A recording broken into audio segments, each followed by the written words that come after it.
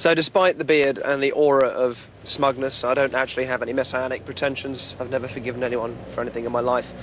But I'm on my way to Heathrow to fly to America to make a one-hour special about why we believe things. I'm not known in America, so I can use 5 different fictional names to approach 5 different influential people who promote various paranormal belief systems.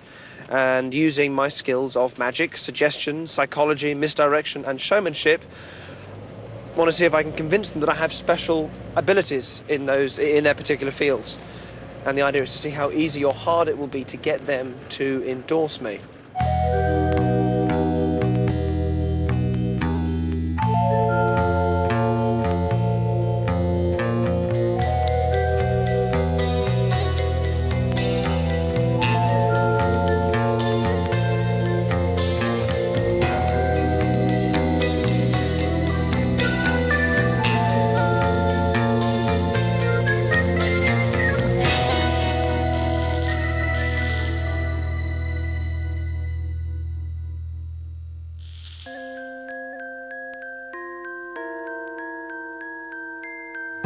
Whether we believe in psychic ability, crystal energy, alien abduction, talking to the dead, or Christianity, we are rightly or wrongly buying into a very powerful belief system. Now, I'm not interested in attacking anyone's beliefs, but I think as intelligent human beings, we should be prepared to question our beliefs and the people who encourage us to make life decisions based on the information they give us. And that's what this show's about. In this show, you'll see me pose as Daniel Owen, the psychic who can see what you're drawing when you're in a different room. James Lawrence, who can convert you to Christianity with a touch. Robert Frawley, the New Age entrepreneur with a machine which records your dreams. Richard Collins, the alien abductee who is left with an ability to sense your medical history. And Fraser Sherwell, who talks to the dead. I'll meet a high-profile expert in each of those 5 areas, and I'll try and get each to endorse me as the real thing. If at any point they ask me if it's a trick, I'll say yes and I'll own up. But the question is, will they ask?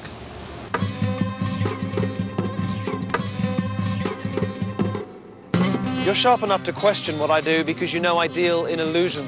It's all about questioning. But there are beliefs we're not encouraged to question, and these are often the beliefs upon which we're asked to make important life decisions.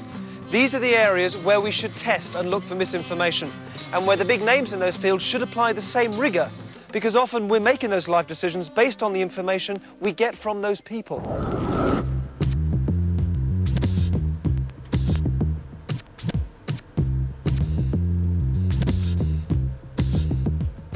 The psychics are the first people I have to try and convince. It is making me a bit nervous, because I know I can't give a performance as I normally would. You know, it feels like someone who's learned some sleight of hand magic going in to cheat at a game of poker with top poker players. And again, if the psychics ask me if it's real, I will tell them no, and I'll come clean. Sedona is a whole town based on circular belief systems. 1/4 of the people here think they're psychic, and 4 million people a year come to visit this self-proclaimed spiritual mecca and sample its energies and its vortices and its other quite possibly imaginary constructs. The town is a mixture of undeniable beauty, tackiness, and big business. This is the Sedona Creative Life Centre. This is where you come to be taught psychic ability. It has a massive profile. People come from all over the world to attend its famous workshops and seminars. We're going to talk to a woman called Abby Hayden.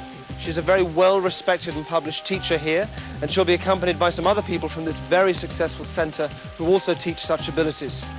These are the people who encourage you to be psychic and transform your life.